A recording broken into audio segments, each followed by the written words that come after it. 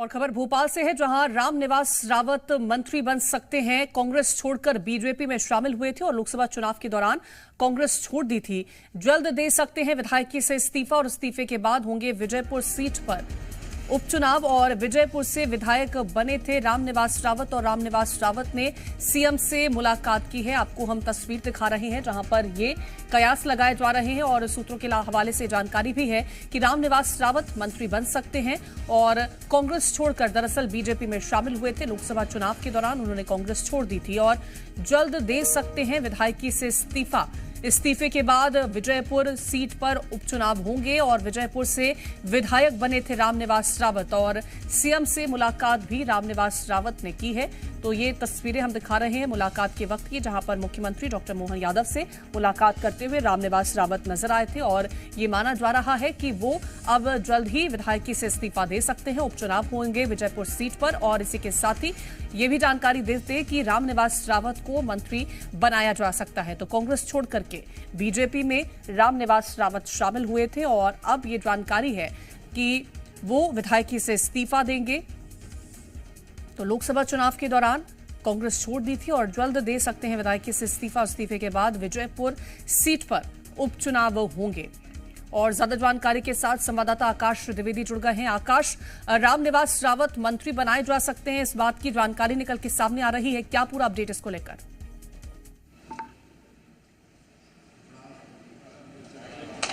सरकार में मंत्री बनना लगभग तय है और अगर रामनिवास रावत मंत्री बनते हैं तो विजयपुर सीट से विधायक होने के नाते उन्हें विधानसभा की सदस्यता से इस्तीफा देना होगा, क्योंकि वो कांग्रेस के टिकट पर चुनाव जीतकर सदन पहुंचे थे और ऐसी स्थिति में विजयपुर सीट पर दोबारा से उपचुनाव होगा। इसके बाद अगर चुनाव जीतते हैं तो उन्हें मंत्रिमंडल में जगह मिलेगी।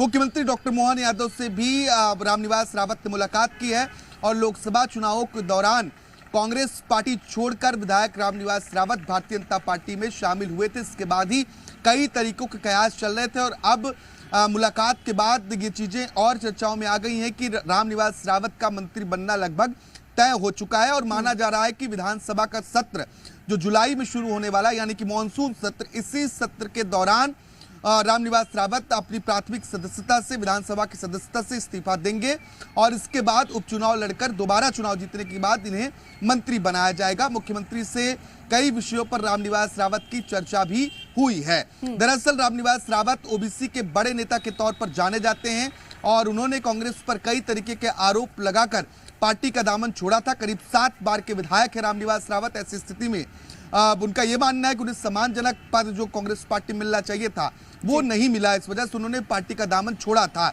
हालांकि अभी भी कई तरीके की जो परिस्थितियां हैं, क्योंकि विधानसभा की सदस्यता से अब तक उन्होंने इस्तीफा नहीं दिया है, न सिर्फ रामनिवास रावत बल्कि निर्मला सप्रे ने भी अभी विधानसभा से इस्तीफा नहीं दिया। 2 विधायक ऐसे हैं जो कांग्रेस छोड़कर बीजेपी में शामिल हुए थे और अब मानसून सत्र में संभवतः रामनिवास रावत इस्तीफा देंगे। इसके बाद विजयपुर विधानसभा सीट रिक्त घोषित होगी और यहां पर उपचुनाव जल्द ही निर्वाचन आयोग कराएगा और इसके बाद मोहन सरकार में रामनिवास रावत मंत्री बनेंगे। ये संभावनाएं जो हैं वो लगभग तय मानी जा रही है। अगर ये उपचुनाव जब अगर वो चुनाव जीत जाते हैं तो क्या विभाग उनके हाथ लग सकता है, कौन सी जिम्मेदारी सौंपी जा सकती है, क्या इसको लेकर के भी कोई जानकारी अभी तक निकल के सामने आई है? देखिए, ये चुनाव जीतने के बाद ही तय होगा कि मंत्री बनने के बाद उन्हें क्या विभाग दिया जाता है, क्योंकि कुछ मंत्रियों के पास 2 विभाग हैं, मुख्यमंत्री के पास भी कई विभाग हैं। ऐसे में इन्हीं में से कोई एक विभाग जो है वो रामनिवास रावत को सौंपा जाएगा अगर ये उपचुनाव जीतते हैं तो, क्योंकि ओबीसी के नेता के तौर पर जाने जाते हैं और रामनिवास रावत के भारतीय जनता पार्टी में आने के बाद ग्वालियर चंबल अंचल के क्षेत्र में बीजेपी को फायदा भी पहुंचा है। तो इस लिहाज से बीजेपी इनको महत्वपूर्ण भी मान रही है और यही वजह है कि मंत्रिमंडल में जगह दिए जाने की जो चर्चाएं हैं वो चल रही हैं। जी ठीक है, बहुत शुक्रिया आपका तमाम जानकारी।